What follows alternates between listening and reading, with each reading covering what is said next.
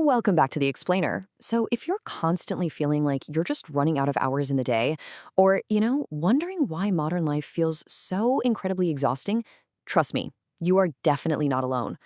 Today, we are diving into a really fascinating piece of human history that completely flips our understanding of work, rest, and time on its head.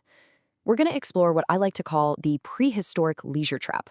And honestly, by the end of this, you might look at your daily calendar in a completely different light. Just think about how you woke up this morning, right? You probably had an alarm blaring at you, a strict schedule to stick to, and a growing inbox of things that absolutely have to get done before the sun goes down. That constant low-level pressure of a day that's entirely mapped out before you even open your eyes, that is a uniquely modern human experience. Because if we contrast that with our ancestors, for 300,000 years, they woke up to something totally different. No alarms, no bosses, and definitely no inbox waiting for them. So let's look at Section 1, the prehistoric myths. If they didn't have jobs to clock into or emails to answer, what did they actually do with all that unstructured time?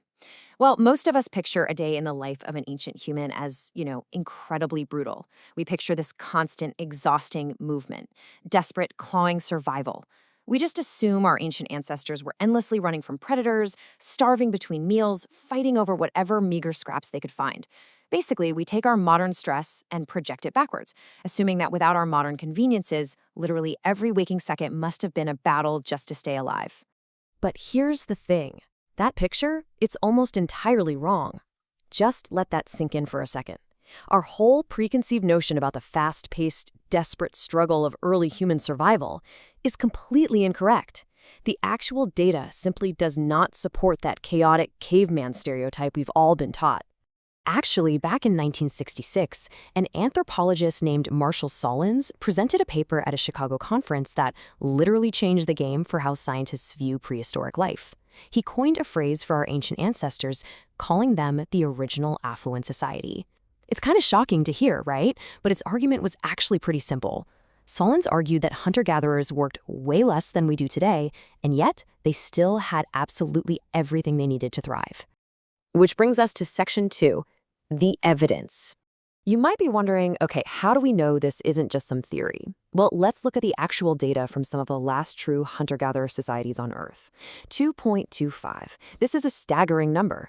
Studies of the Hadza people of northern Tanzania, who are one of the last true hunter-gatherer societies out there, perfectly confirm Sahlins' theory. The Hadza spend roughly 2 hours and 15 minutes each day doing moderate to intense physical activity. 2 hours and 15 minutes. That's their whole workday. The entire rest of the day, it's completely theirs. So let's break down what that ancient morning actually looked like.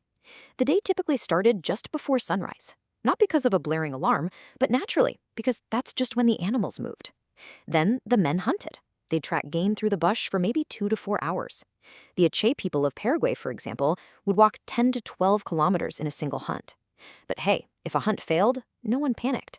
They just came back, ate whatever was around, and tried again another day. Meanwhile, the women gathered roots, berries, wild honey, seeds.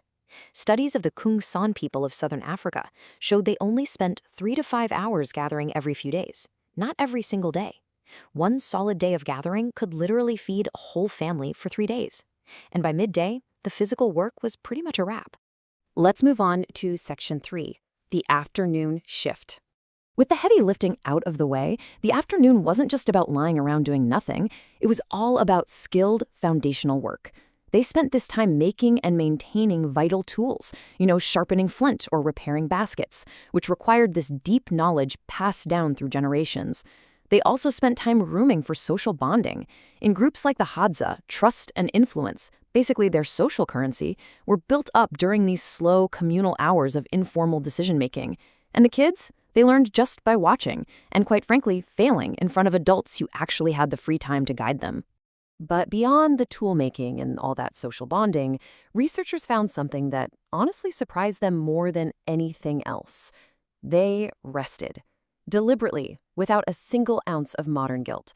A 2-year Cambridge University study of the Agda people in the Philippines found they enjoy roughly 30 hours of daylight leisure every single week.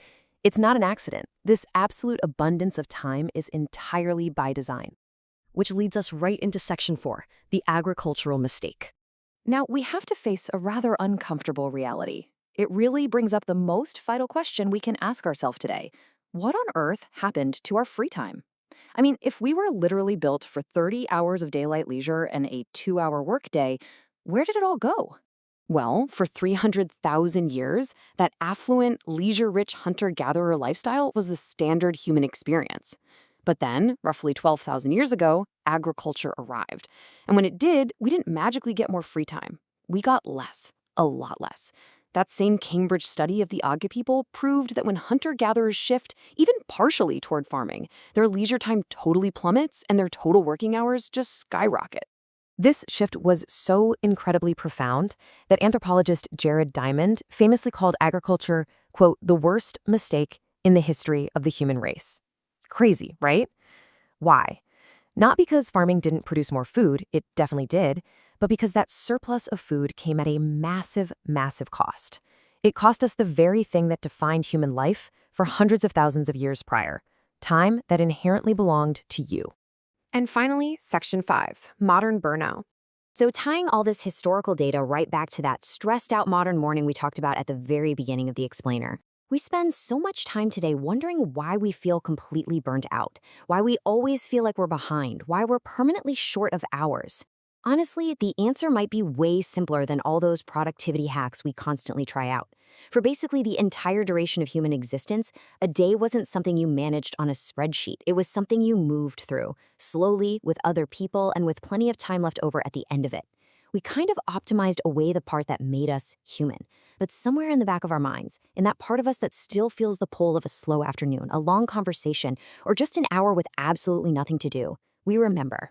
So I'll leave you with this. If you stripped away the alarms and the constant optimization, what would your original affluent human nature look like today?